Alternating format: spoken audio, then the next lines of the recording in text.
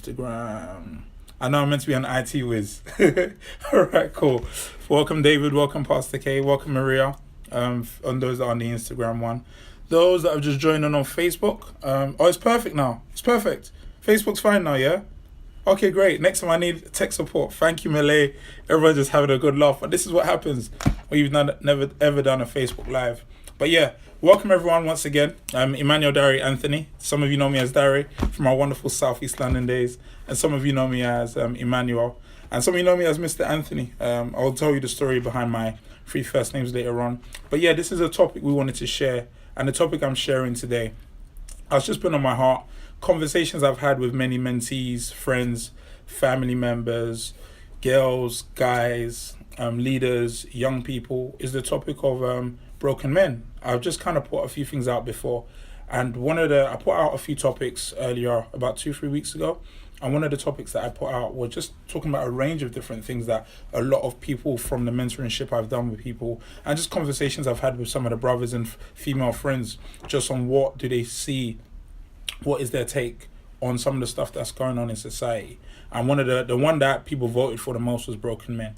So in broken men, one of the things I wanted to touch on at times, I'm going to be looking at my screen here, because I put a few notes out so to make sure that I didn't miss out on any key pointers.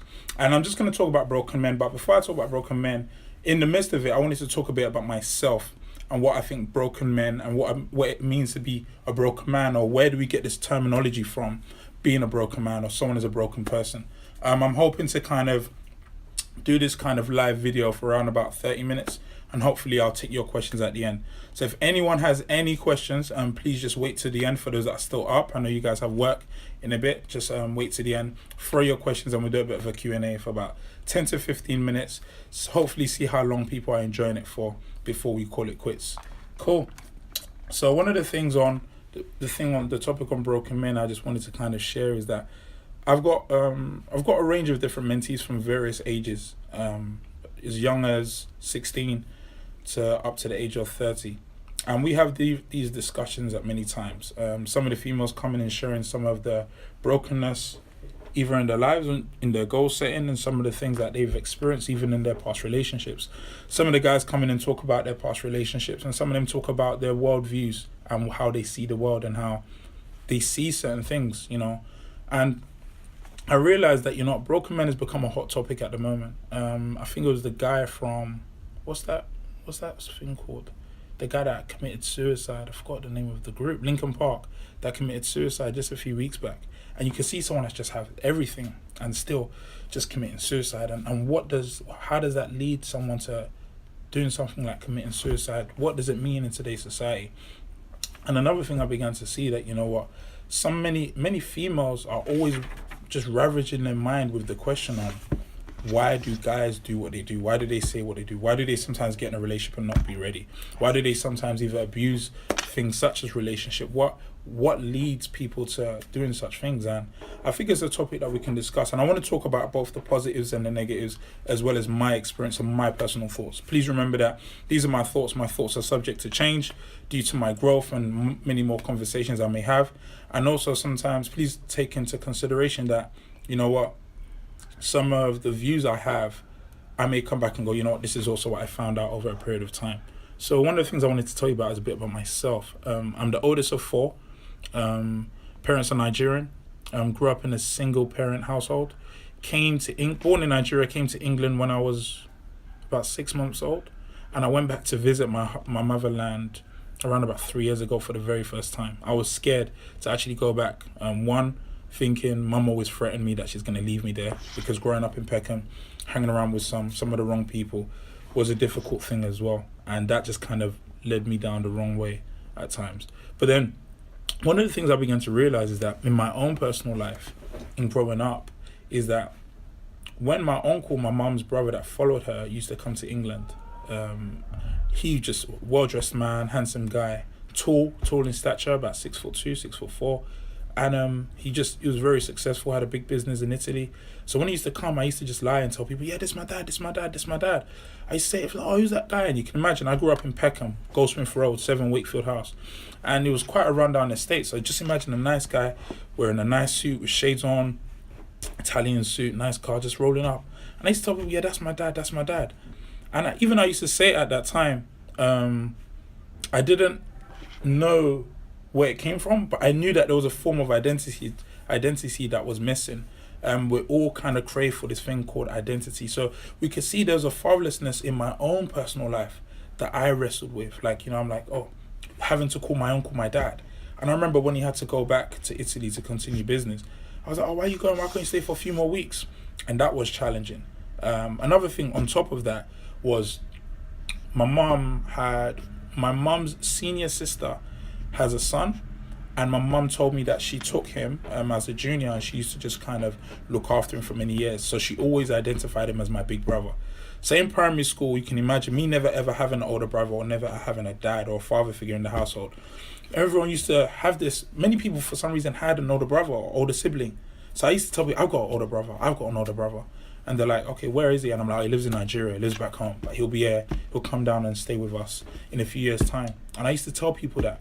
And again, I think that was just that element of belonging and just having that person to kind of do life with, to share with, to talk with, and just to kind of conversate with and let them know that let's share brotherly things, And I remember telling my mum, I want a brother, I want a sibling. And about 6 years, when I was about 6 years old, I had a junior brother.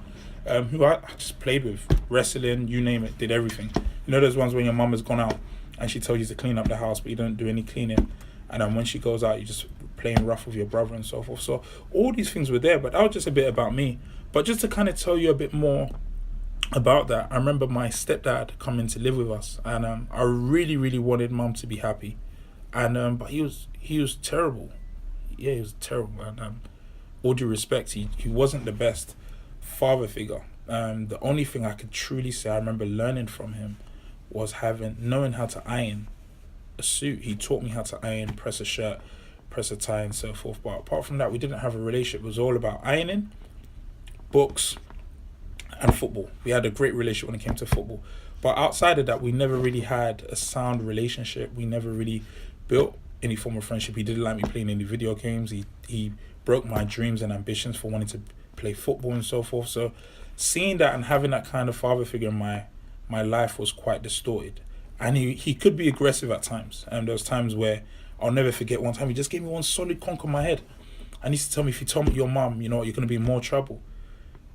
And I remember as a junior, you can imagine being around about the age of 10, 8, 9 and 10. I chose not to tell my mum because I also didn't want her to fight him and also potentially lose her partner. I didn't want that for her. So there's so many areas of brokenness in this. And kind of growing up from that, growing up in Peckham, again, I lived in Goldsmith Road, which is quote-unquote frontline Peckham. And growing up in Peckham, Goldsmith Road area, what was quite challenging about that is that there were gangs. Luckily for me, football was my escape. And in football being my escape, I used that to kind of relate to some of the people, some of the gang members. We used to play something called one touch, which was a cage football. We locked the cage door, kick the ball, hits any part of the cage, and you only have one touch. And that's how I built rapport with some of the local gang members. And having that, you sense a level of protection. You sense a level of, you're protected now. Because you're either for or against them. There is no middle ground. And even though I quote unquote wouldn't call myself a gangster or gave myself a gang member, I was affiliated with them in order to kind of find that form of protection, that form of security, that form of being part of a community, part of a family, knowing that I can go to school, and if any problem happened with guys that were from Lewisham, which we called the quote unquote ghetto boys, or people from Southwest London that we known as the Brixton boys, because I was known in Peckham and some people knew me, I was lucky enough to know that I wouldn't be touched or nothing could happen to me. So I believed. But then, you kind of go on from that stage, and then I go into this wonderful bubble of college. And now you begin to, secondary school, I went to an all-boys school, and you begin to explore certain things. You talk about sex, you talk about drugs, you talk about making money, you talk about fame. And I've gone from the stages of wanting to be a musician, a grime artist, quote unquote, and then to wanting to be a footballer. And then you have so many of these ambitions. And these all things play a part. And then from college, you go into university. And university is where so many things kind of happen. For myself, I went to Kingston University, and it was a time where it was a great experience. The fact that you have the liberty of freedom, living alone, living on in dorms, and then also renting a house in my second and third year. And having that liberty, I began to indulge and really exercise my own sexual gratification, dating various people, inviting various people down to our house, and just kind of just conversating with them and speaking with them, and just doing all sorts of manners of things, and that breeds a sense of power. It breeds a sense of power because for me, my disclaimer, seeing the things that my mum has gone through and some of my friends have gone through, I never wanted to have a quote unquote relationship. I just thought, let's quote unquote be friends with benefits, because having such a title was easier to have, knowing that if you was to let them down, they can't say you either cheated on them or whatever, because we now have a mutual agreement. But one of the things I began to see is that unfortunately women will quote unquote give you or give myself a form of love, give me sex in exchange for love, and I will kind of play the act of love, and in turn what I really want is sex. And that plays out, and then you go from one girl to another person, and it begins to warp your view, begins to change your mindset. And then from that, you now begin to wanting to make money, and I wanted to make money. And I had family, I had friends that also went to my university. So there's many things that we kind of dabbled in order to make money, to live this kind of world of luxury, this materialistic perspective of what does it mean to be wealthy. And all of that just gave me a false hope and a false view of power. Again, growing up in Peckham and just feeling that, if you know some of the big guns out there, this is a form of power. This is like, I've got it all.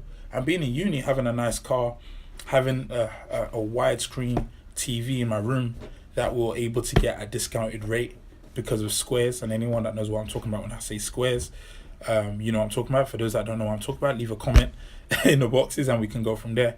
But seeing these things brought me a false sense of power. And I began to realize, looking back now, one of my major wrestles was pride. Major wrestle of pride. But I call it pride in its subtlety, because you would think I'm probably a nice guy, quite humble and relaxed. But deep down, I wanted it all. I always tell my mentees that I had an ambition to sleep with every girl from every single country at one point. And I told myself, you know what, when I get to the age of 40, 50, I might consider settling down. To the point that many people, I dare say, I even had a Bible on my dresser in my room that I rented with me and my boys. So it was a bedroom of 4. And I remember having a Bible on my dresser. Please understand that Bible was catching dust. But I had it there. And so when girls used to come around, they used to think, oh, what's that? Oh, you got a Bible, you're a nice guy. And you can imagine that. Yeah, I'm a nice guy, nice Bible. We used to call our house the DFS house. It was nice. The bed sheets were laid. I had candles and all this crazy, beautiful stuff.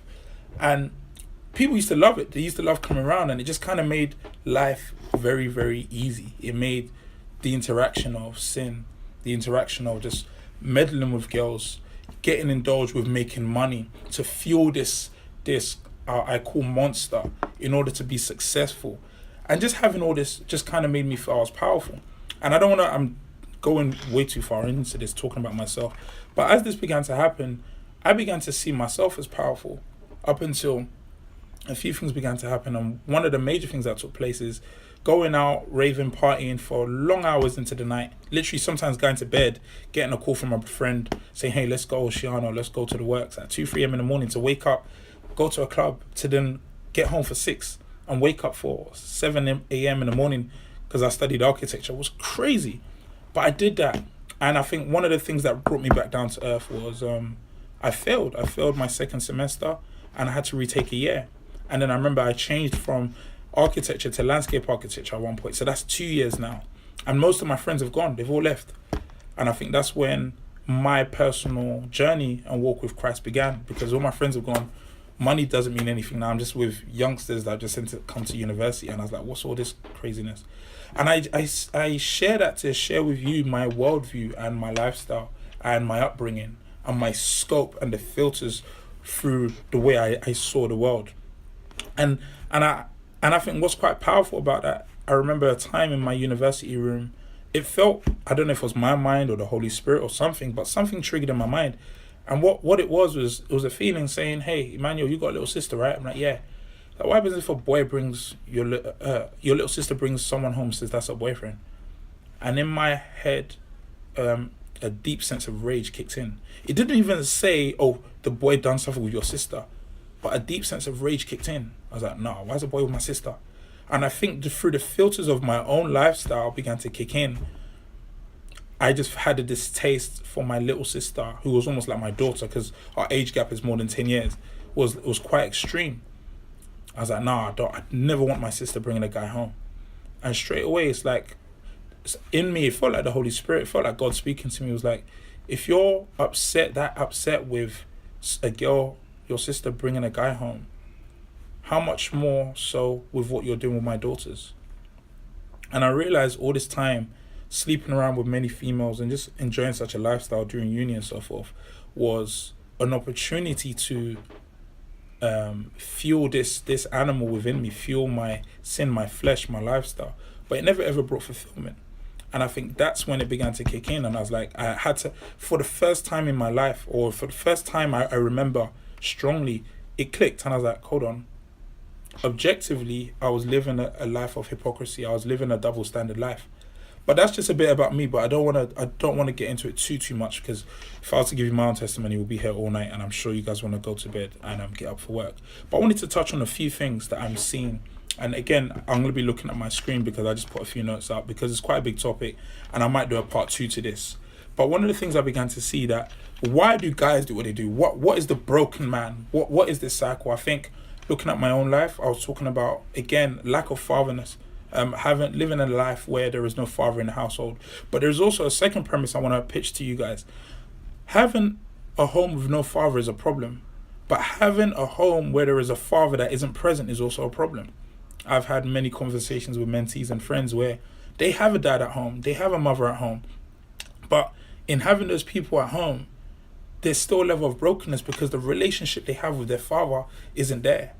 I've witnessed domestic violence in my own house, and many people have seen that as well.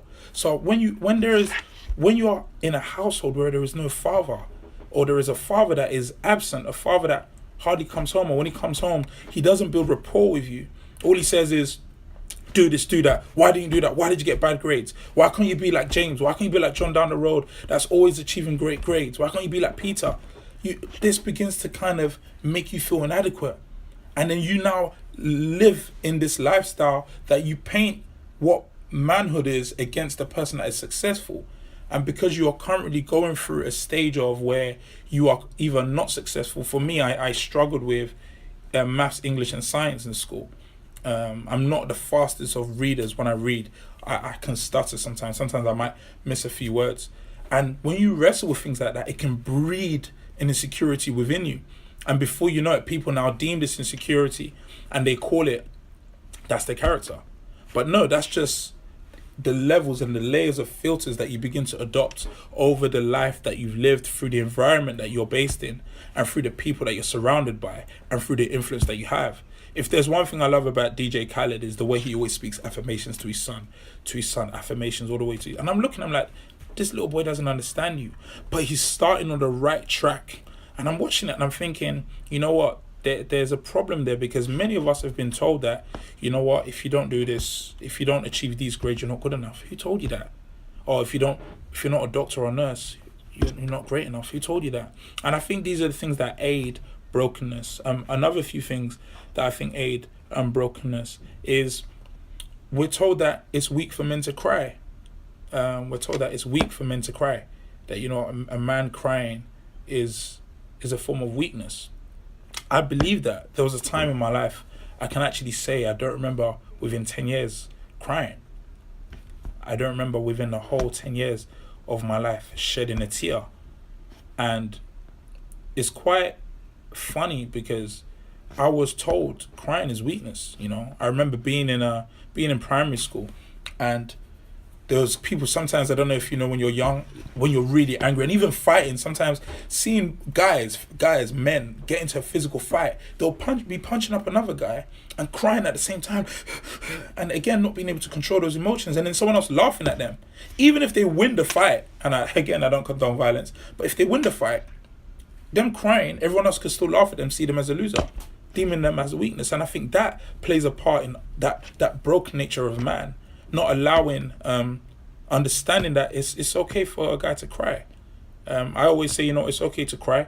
Just understand sooner or later you're gonna have to wipe away the tears, suck it up, and plan out the things that you need to do and to grow, depending on what you're crying about.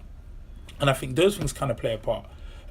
If there's one thing I've definitely learned, again, within saying that, is that we sometimes as guys, we are very, very logical in our thinking. And we are very, very logical. We have things that I call boxes. We can put things in boxes, our thoughts in boxes. There's the box for sports, there's the box for money, there's the box for games. And sometimes a woman's mind, and I'm not speaking for all women, I won't generalize, but I dare say to some degree, a woman's mind, everything could be interlinked. I don't know, the house could be connected to the car could be connected to money and so forth. But sometimes as guys, we can put things in boxes, we can separate things. And sometimes that also can become our hindrance.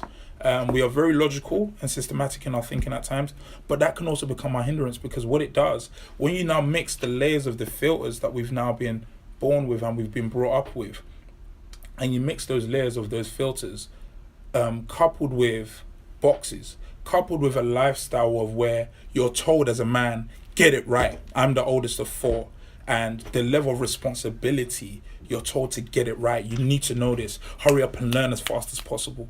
It doesn't give us time to process things or learn to also fail forward.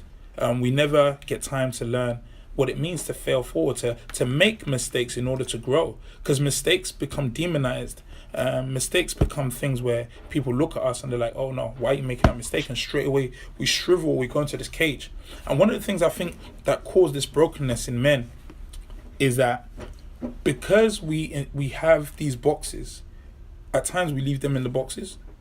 And the problem is, the moment you continue to leave these things in these boxes and you don't have positive conversations with positive role models in our society, whether that be in church, whether that be in school, whether that be within your uncles, your aunties, you now try to process these things in individual boxes. And in those individual boxes, because sometimes that emotion relates to something in another box, we don't allow them to build a bridge in order for us to have a conversation and an understanding of it. On top of that, what happens even worse is that because of those emotions and those thoughts in those boxes, we sometimes are scared to ask the question. And we're told that the moment you don't know something, you're stupid or you're silly. And I always say the only stupid question in life is the question you fail to ask. And it's vital as men that we ask questions. It's so vital as men that we seek counsel. It's so vital as men that we become transparent with things, where we're told in the media that we need to have it all together. And what happens if we have that brokenness where we have an absent father or an absent mother, or we have a father that is present but isn't present? And what I mean, again, by saying isn't present, is one that lives in the household but doesn't build a relationship with us. It's just do's and don'ts and rules and a set of rules and hierarchy and power. Those things begin to damage our scope and our worldview. And what begins to happen, we now seek false role models, and role models in the media, role models in the movies, role models in our community, gangsters. We adopt names or tag names or graph names, as we call it. I remember adopting that. And it gives us this false sense of power. And in sight of that, what begins to breed again is a form of materialism. And in this materialism, for myself, I remember my mum wasn't really well off, and even if she was never going to give me a bunch of money. And in the money that she used to, I remember one time asking her, can I have money to go and buy Nike trainers? And she's like, for what? And I remember I began to hustle. I began to hustle legally, well, kind of legally. Going to Tesco, spending £1 on a donut, £1 on muffins, 4 muffins in there, take it to school, ship them out for 50p each, doubling my money. And saving that up, stacking that up in order to buy myself adequate trainers. Because in having that gear and having those clothes and those things, I began to see that as wealth. I began to see that as, you know what, I've got it all now. Because now people begin to respect you on what you have rather than who you are. People begin to respect you on what you're wearing and what it looks like on the outside. But one thing I've come to learn, and I truly try to implore on many people, wealth is not what you have on you, but what you have in you. And I think it's so vital that parents need to get back to the drawing board and that to begin to put wealth in their children, rather than on them. Like, show wealth, like speak to the king in men. Let them know that if they make a mistake, I'll never forget the time when my mum told me to go and buy stuff in one African shop. £1. It was like, she gave me, I think it was like Scotch bonnet or something like that. And on my way, just juggling, just running to the African shop, I remember losing the £1. And I think I was about 5 or 6. Please understand, for an hour, I was searching for that £1. I was scared to make my way home because I knew that I felt that if I told her I lost that money, I might get a clip around my ear, or she might say, what are you doing? What are you doing? And please understand, my mum was a great mum. And I remember by the time I got home, she's like, where's the stuff? I'm like, Mum, I lost the money. I was like, Mum, I'm sorry, I lost the money. She's like, why didn't you just say so? And I think until we create that environment that we're allowed to make mistakes, and what I mean by mistakes, I'm not talking about big mistakes, and whether they are big or small, but we're allowed to let people know that in your mistake, in the areas that you make, understand that, you know what, you are still a man. Understand that you're allowed to make mistakes, and being a man is a journey, it's not this destination. And unfortunately, because we believe we have to have it all together and we see it as a destination, because we don't feel ourselves adequate enough in that place, in that destination, we don't count ourselves worthy. And in not counting ourselves worthy, we internalize this pain, or we try to process it within ourselves. And we hear all these wonderful quotes that, you know what, it takes a village to raise a child. But you know, we don't even have a dad in the house. And on top of that, some of our parents even tell us, don't speak to so-and-so neighbor. Or when someone's knocking at the door, hey, don't check the door. Like, where do we get that from? And this we begin to burn the bridge and build a wall and build so many barriers up. Again, we're not allowed to cry. It's not masculine for a man to cry. Or, you know, we shouldn't speak out. Or again, growing up in the environment I was in, I'll tell you a great story that happened one time. When I knew that I had a problem with power and I had a problem with my masculinity, is when one time I was studying architecture with a friend of mine called Lawrence, and he was from East London, I was from South London. And again, growing up in Peckham with the lifestyle, it was dog eat dog. Like, if you don't know somebody, you don't greet them. You just look at them and keep walking. And if you look at someone long enough, it might be beef, it might be a problem, it might be a war. Before you know it, someone might get stabbed, or something might take place. Something violent might take place. And I'll never forget, me and Lawrence were going to we went to Burger King to eat. And he saw one of his friends on the way. And as he saw his friend on the way, what happened was, oh yeah, Jesus wept, sorry, I'm seeing that. As he saw his friend on the way, he started greeting his friend. And I stood there with my hands by my side or behind my back. I think it was behind my back, because sometimes you just kind of stand like that, or my hands in my pocket or something. And I remember Lawrence saying, oh, hey, Emmanuel, this is so-and-so. And the guy put out his hand. And the guy was from East. And straight away I was like, why are you introducing me? Why are you greeting me? Like, what are you greeting me for? What's all this about? And then I remember I putting out my hand reluctantly. Oh, cool. That's what I said, cool. And it's like, university was a great experience for me to come outside of the bubble of Peckham, come outside of the bubble of South London, and actually begin to see reality. And in seeing that reality, I began to realize that, you know, we build barriers of postcodes in our environment. Imagine what that does to the human psyche. Imagine what that does to the man. Now imagine a guy like that before he gets in a relationship. Now what happens when he gets into a relationship with the opposite sex? Straight away, girl might start to ask him, oh, what's going on? What are you thinking about? What's on your mind? Straight, nothing. As soon as the guy's angry, he resorts to things like violence, or he resorts to aggression, or he tries to scrub his face, or he internalizes it and goes into what's probably even worse, silence. Because he doesn't want to share with the opposite sex how he's truly feeling, because he feels that's not manly, that's not manlike, that's not true, that's not what it means to be whole. And we don't, and then we forget that this lifestyle, this mentality continues to keep us in a state of brokenness. So we fail to deal with pain because we start internalizing it. We don't speak to our parents, and then we start to use various substances, sometimes drugs, sometimes money, even sometimes down to the society. I really, really struggle with what's going to happen to the generation to come, because we didn't have Instagram in our day. Like, you'll be surprised the amount of young men that wrestle with things like porn. You'll be very, very surprised on what that does to the mind. Like, I used to have the dial-up tone, plug my internet cable to my telephone just to get internet, and even logging onto a XXX site was hard. Nowadays, just go to such things like the explore page or put certain hashtags in. What does that do to a man's mind? And we forget that these things Many people think these things have no effect on the human mind, but I dare say it has a massive effect over time. Example, I remember having a conversation with one guy and he was asking me, so are you telling me because I continue to keep sleeping around with many, many, many girls, it's going to warp my view in finding the right one? I said, yeah. He said, how dare I say that? I don't know him. I said, fine, that's fine. He said, but it might not warp my view at all. I said, let me ask you a question. And I asked him the question. I said, the more people you entertain your sexual habit with over time, what is going to happen is that even if you feel it wouldn't warp your view in picking the right woman at the right time, you begin to add the 1% of distorting your view of knowing that is she the right person. And that begins to play a part. It plays a part. It plays an effect. And I'm always telling people that, you know what, truly begin to know yourself. Take time to know yourself. Take time to know who you are.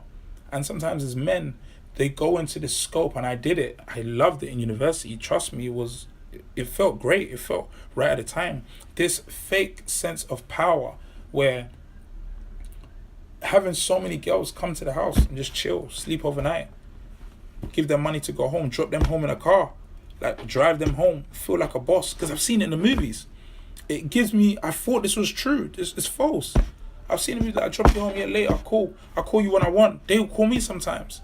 And then we go around and we do this, and it begins to warp your view. And before you know it, we now live in a world where I don't know who to pick, who's the right person. As soon as she says something out of turn, dead, you're going to find something else. So then we can't commit. We don't see commitment in our households. We don't see what it means for the covenant or a true relationship between a man and a woman, a husband and a wife in a household. Then we don't see it in the media. Then we don't see it in the music videos. Then it becomes soul destroying. It becomes destructive to us. But what happens is that it doesn't become destructive to us straight away. It begins to implant seeds in our minds. So then we see that, and we see that identity, and guess what we call it? We say, that's how I am. Accept it is how I am. And then what happens in society? We see silly quotes like, only God can judge me. Okay, cool. But the point is, you will judge somebody else if you see them doing something wrong. But then for you, it's okay because that's just who you are. And I think one of the major things and dangers is that up until we begin to take back ownership and take a stance and say, you know what, I am willing to be accountable for my choices regardless of my upbringing. I am willing to be a man and say, you know what, I'm going to step up to the plate and say, you know what, I'm going to be responsible for my actions. We're always going to make mistakes. Let's look at it. And sorry for those that I'm always using examples of the ghetto or Southeast London, because that's what I grew up in. But let's think about it. How many times have we seen stories, for those that know, of a guy killing another guy? Let's call the guy, I don't know, Jacob. Don't worry, no offense to any Jacobs out there. Let's call the guy Jacob. Jacob stabs another guy in the area. Jacob goes to prison. Jacob's part of a gang. All Jacob's friends that are musicians or they're just people out on the road will wear a t-shirt after Jacob goes to prison and say, free Jacob. Free Jacob. Free my dog Jacob. We call each other dogs. Dog. Like, come on. Like, think about it. What does that do to the mind? Like, you have to understand that you're telling someone to free someone that is guilty because we don't want to take responsibility. I am fully against police brutality. But please understand that in police brutality, I had a time where I actually wanted police to step to me when I didn't have anything on me. So I can just chief them. Who are you talking to? What? Search me then what? Like, having this mentality. And yes, I think it's wrong. I think the way they need to find another way to kind of navigate stop and search. But please understand, I've had family members that have been searched and they needed to be searched and police found knives on them and they found other weapons. And those family members and those friends of mine were planning to do things on those days. So what happens? We begin to blame the police, we begin to blame society, we begin to blame Theresa May, we blame the government, we take no responsibility. And then you say, you know, we're just broken men. And it falls into this thing of broken manhood.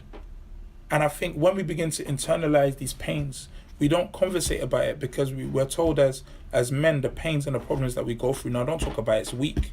It gets demonized that, you know what, I have insecurities with my look or my big lips or my eyes or my hair, or, you know, I don't have no money. It gets demonized. So what do? We then go out in abundance to go and get as much money as possible by any means necessary to put on clothes, to act in a way, to get a car.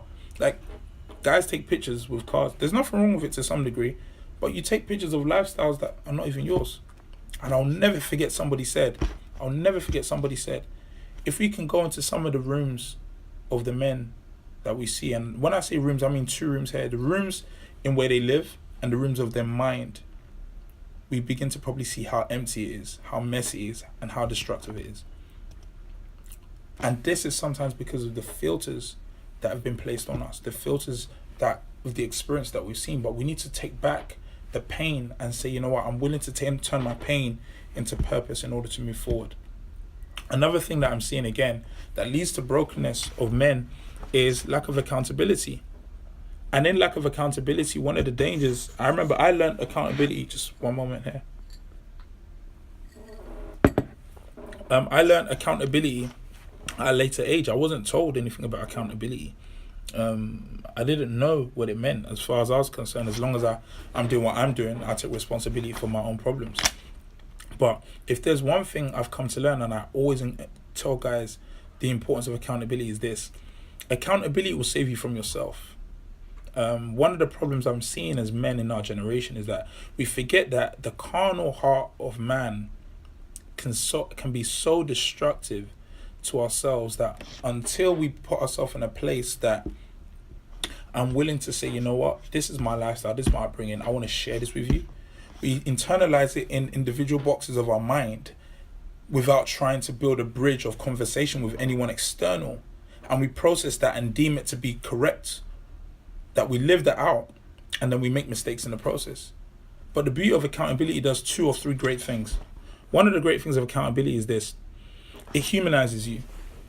It lets you know that you're not in this alone, especially if you're having accountability with the right people. You're not in this alone. It humanizes you. The second thing accountability does, it humbles you.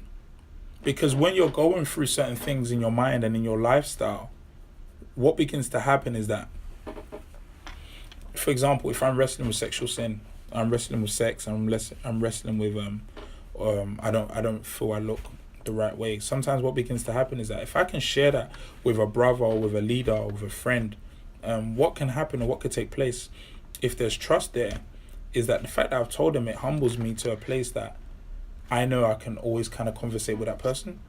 But also I think one of the brokenness in our society as well is the media, movies and music and our experiences have told us that we don't know who to trust. We hear quotes like, you know, keep your friends close but your enemies closer. And we adopt that in our mindset. And therefore what happens is that we sometimes may want to share, but because we don't know who to trust, what begins to happen in our lives is that we don't know how to trust these people. So then we keep it to ourselves because we're scared that if we tell them, they're going to judge us for it.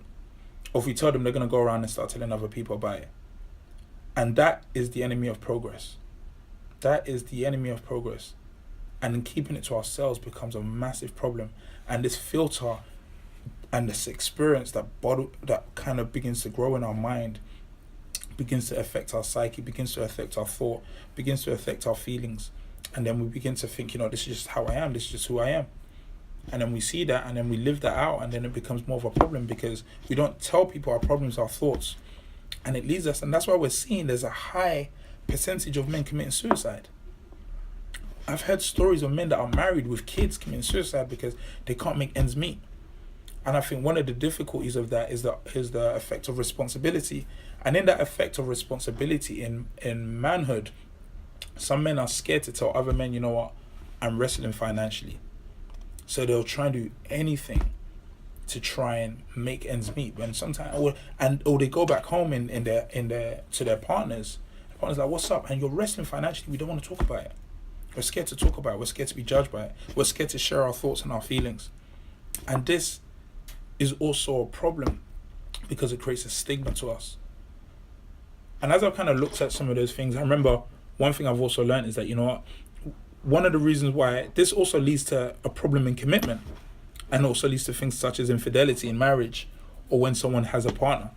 And I think what becomes dangerous is that men sometimes are fearful of 2 things.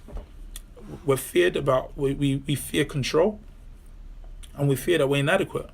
I've had so many conversations with guys that, you know what, they just fear that they feel like, you know what, nah man, like, I know every guy has a different view of this. I have no problem if a woman makes more money than me. I have that conversation with guy. Are you okay with a woman making more money than you? And I think traditionally we're told that because the guy's a breadwinner, yeah. And I agree to some extent. But one of the problems with that scope is that we see quote unquote material money and associate that with power. And because we associate that with power, if a woman has more money than us, we feel she has more power. Therefore, we fear relationships. We fear commitment. We fear that, nah, I can't do this. Or it's not manliness. It's not manlike. But then we have to go back and examine, what does it mean to be a man? What does it mean to be a man? And these areas of always wanting to be in control, and that's why we see such things as domestic violence. Guy always wants to control you. And domestic violence can be physical, and sometimes it can be mental and emotional. And the guy starts telling the female, oh, no, if you're dead, you're rubbish anyway. Who wants you? Who's going to want you after this? Saying these words because always fighting for control, always fighting for power, always fighting to feel secure.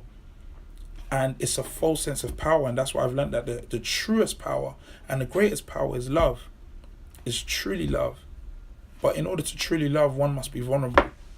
But the moment one becomes vulnerable in love, understand that to truly be vulnerable and to truly love, the moment you're able to give that love to somebody else and show them your vulnerable state, even though it may be uncomfortable in the beginning, it will truly, truly, truly create an element of wholeness within you. Because I truly believe we're all built to communicate. No man is an island, and if you leave the wealthiest man on his own on an island with no internet, he too will run mad. He too will probably lead himself down the road of either suicide or something crazy like that. Because we are not built to be alone. It's all about communication.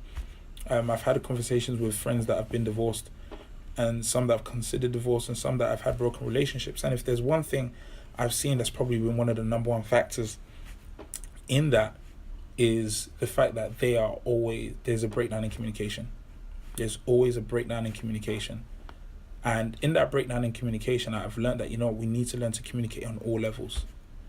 If there's one thing I've learned as men, we need to stop using the excuse that the reason why I'm a bad husband or a bad partner is because I never had someone to model that. But understand there's also the opportunity to say, I am able to be a good partner and a good husband and a good partner to the person I'm with, because I want to give you what I didn't have. I want to give you the love I wanted to see my mum have. And I think that's also a mindset we can adopt. I think the moment we begin to surround ourselves around these things, we can change, we can improve, we can heal this element of brokenness. What are the things that create this brokenness? Sometimes we don't feel accepted. Men don't feel accepted in society. They feel marginalized. This weight and this pressure have always been having to be the one that needs to have it all together. And we're not allowed to make mistakes while we progress. We're not allowed to fail forward. Or so sometimes men feel that way. And because they feel they're not allowed to fail forward, they don't move forward at all. And then they stay where they are. And anything that comes into their path, into their scope of view, they take on board, whether it be a partner, whether it be a job. And then they don't know how to deal with their emotions. They don't know how to process their thoughts. And one of the big ones, a lack of emotional intelligence. They don't know how to take time and realize that to be slow to speak and be quick to listen. And to actually say, what perspective are they looking at it from? Because of the broken lens that they've come from, and they believe, in a sense, sometimes maybe the world revolves around them. And I think it comes from that level of brokenness. So what do I think are the solutions? I think one of the major solutions is a Latin quote called the Imago Dei, which is to be made in the image of God. And what I mean by that is that I think we're all created. I believe we're all created. I think we're all created for a purpose. And the moment you know your creator, you know why you are created, you can now have a sense of purpose, a sense of belonging, a sense of self-worth. And the moment you also now believe you have a sense of self-worth, what begins to take place is that you can now understand through the lens of a creator that has created you, how also to behave to mankind. I think one of the greatest powers and responsibility, one of the greatest things is that a man has the power of responsibility. That, we can be responsible, We have an opportunity to be responsible, to impact the world, to be leaders, to be forerunners. Because if there's one thing I dare say that was a misconception for me, I thought the more girls I had, the more successful I was. The more money I had, the more successful I was. But that was kind of easy in one sense. Having a girl to bring to your house to sleep with is not necessarily the hardest thing in the world. But to truly say I want to be committed to one person, that's a challenge. Like, meekness is considered weakness in this world that we live in. Like, you know what, the loudest, there's a quote that says the loudest barrel makes an empty barrel makes the loudest noise. And up until we have this scope that, you know what, let's fill ourselves with substance, with wealth, let's fill our minds, we're always going to be that loud barrel that makes loud noise but has no substance. And I think that's also problematic. Another thing I think that could also be a solution is that, you know what, some men need a hug. A man needs a hug. I remember hearing a quote, or sometimes hearing a term, speak to the man in him, speak to the king in him. And I think if society begins to build a bridge that, okay, you made a mistake, don't demonize us. And don't demonize men. Like, hug him. Give a man a hug. When's the last time you gave someone a hug? You know, give someone a hug, man. Go out. I'm not only talking about the opposite sex. I'm even talking about men. Like, guys are scared to give guys hugs. Like, proper hug a brother, you know. Like, don't squeeze that brother tight. You know, show him that you love him. Because I think that's also a problem. Because the beauty of hugs, it humanizes you, man. It makes you begin to feel that, you know, you are a person, you have worth. But also you can touch, you can feel. And because we separate ourselves from that, like, oh no, men don't do that, men shouldn't do that. It also, in a sense, stops us from learning how to be affectionate with children, be affectionate with our partners, and feeling how to process pain. And I've learned that, you know what, we need to start asking the questions. There's a question I truly love that I learned from my pastor, Pastor Konde Oyedeji, that and I've learned to adopt that in conversation. We need to go past the point of just asking people, how are you feeling, or how are you? We need to go in deeper and ask questions like, how are you really? Like, how are you really feeling today? Like, what's your day been like? It's fine. No, past the word fine, past the filter of the word fine. How are you really? And I think the moment we can dig deeper and go into deeper conversations with some of our brothers and sisters and some of our brothers, we can truly get past the filters that we've gone with and see the cracks and truly help them identify that and let them know that there's space to be made whole. I think it's important that we go into places like that. You know, another thing here I've put down is sometimes as men we need to let go of guilt. And we need to let go of guilt. We need to let go of the feelings of guilt of our past. You know, guilt holds us back, man, as men. Guilt truly can hold a man back. Guilt of our mistakes, guilt of our past failings, and let go and just breathe, exhale. I think sometimes men are holding their breath for so long. They're holding their breath in their mind for so long. It leads them to things like suicide, depression, anxiety, loneliness.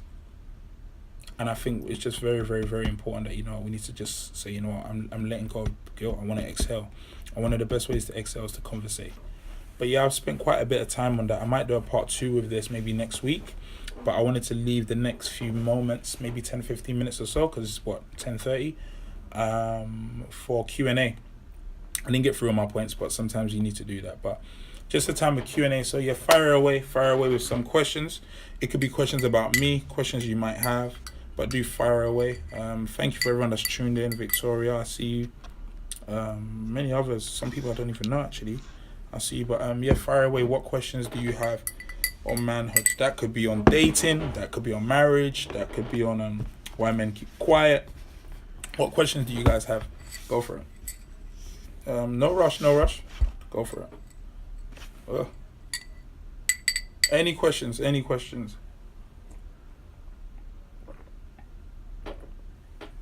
Thank you very much, Jeffrey. Thank you. Is there any questions here? Let me see. Okay, thank you very much, Adewale. I should probably turn this into a YouTube. Yeah, I might do a YouTube video for this, see how it goes. All right, no questions? Going? Actually, let me see if I've missed out anything from here. Oh, this is tough. Control, blah, blah, blah. Yeah, there's a lot there. But yeah, that's that. I don't see any questions. I'll probably give it a few more minutes. I'm sure most of you guys want to get ready to go bed. But I hope you enjoyed this Facebook Live video. I'll try and see if I can save it. I'll probably post it maybe on YouTube or a platform like that. But yeah, it's 10:25. I'm probably going to make my way home as well from the office to get home and eat. Oh, someone's got a question here. Mine isn't a question, but it's more about an encouragement to create a platform where men can speak up. Oh, great. Oh, that even reminds me. I've been invited to be a host for a mentivity event organized by the fantastic Eben. She's organized an event on the 24th of September in central London. The link is in my Instagram bio.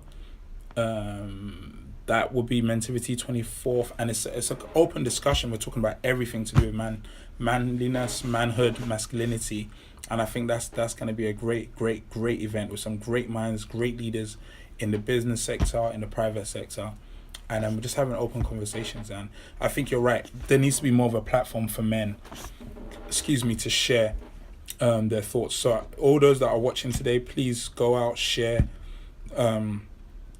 that link with all your brothers and friends and males to come down. There's 250 tickets. I do know that tickets are going. So yeah, please do share that. I think that'd be great. Okay, there's a question here. Okay, one question says by Jeffrey, a lot of men are masking their emotions under the guise of the man. You're right. I think it's a false sense of masculinity. And the moment a man is able to be in touch with his emotions and share his emotions is when he becomes a true man. The man I follow, the great man, Jesus Christ. There's one of the shortest scriptures in the Bible says Jesus wept. But also we see that as weakness, but he's also the same person that is willing to go on a cross to die for all humanity. And even when people doubt him, he says, Father, forgive them, for they know not what they do. So he shows strength to forgive and also shows maturity in order to weep. And I think vulnerability is key. I think vulnerability under control is power. I think vulnerability hidden in the mind, in the caves of our mind, is weakness. And we need to address that. A question here, will I be making this more permanent, discussing maybe weekly or fortnightly by my good friend Adina? Yeah, I'll try my best to. I'll try my best to do one a week. From me various topics that you guys have. There's a question here, very. Oh, thank you, Adewale. Oh, sorry, there's questions on this one. Okay, yeah, I'll try my best to doing this probably maybe once a week. On different topics. I might do a part 2 to brokenness of men. But yeah, like I said, just to conclude, please remember, encourage the brothers out there, speak to the king in them, ask them objective questions. Hey, don't let a man slip. Ask a man objective questions. Let him know what he's really thinking, what he's really going through. Here's a question here. To counteract or help broken men as a woman, how can we help? What advice would you give to a female in a relationship with a broken man? That is a fantastic question. Oh, a female in a relationship with a broken man. There's a lot. That's a whole conversation in itself. I think number one, let him know that you are a safe person to speak to regarding what he's going through. This is probably a hard thing for women, but I dare say, hard thing for both men and women, but I dare say, try not to, in arguments, emasculate him. You'd be very surprised how much those things, men keep things in boxes. We may forgive, but we can't forget those things. Oh, well, you're dead, you're rubbish dad anyway. Or you can't even do this anyway. Like, we can't forget those things. So I think try not to. And if you do make that mistake, go back and hold them and let them know. I remember when I said that time, I said it out of emotion, but you know what? I'm sorry. I didn't mean it. I think that's important as well. Wow. Instagram is telling me I've only got 1 minute 43 seconds. And let me see if I can answer this question. Oh, sugar. Sorry, I got a call that came in. Just wanted to say thanks for the food for thought. Keep it going. Thank you very much, my bro. The point is that we need to return to our baby form. So I didn't read that right. This Instagram thing is going to cut off. I didn't know Instagram can cut you off. Keep this going. If you're possible, if you're hoping you have been asking for. My question is, or my point is that we need to return to our baby form. Baby form, yeah, that's an interesting one. I don't know what you mean by baby form, but we'll touch base on that. I'll do part 2 next week. Is that a deal? Because Instagram's about to shut this video down. I'll do part 2 next week. I'll read over these comments. I'll do brokenness of men next week, maybe next week, Wednesday. If you're all in favor of that, just say aye, give me a high five, give me a wave. But once again, thank you very much, ladies and gents, for tuning in. I hope you enjoyed it. I hope you have a fantastic Thursday ahead and a great end to the week. God bless. and may the Lord be with you all. And tune in next week. I'll do next week. Yeah, let's call it a day. Probably this time next week, maybe 9 o'clock, for Broken Men Part 2, discussing more solutions and so forth. Sorry for those I didn't answer all your questions, but I hope you understand the time spent, and I hope you all have a great week ahead. Peace and love. Mr. EDA, Emmanuel Dari Anthony, over and out. Peace. Okay, how do I end this?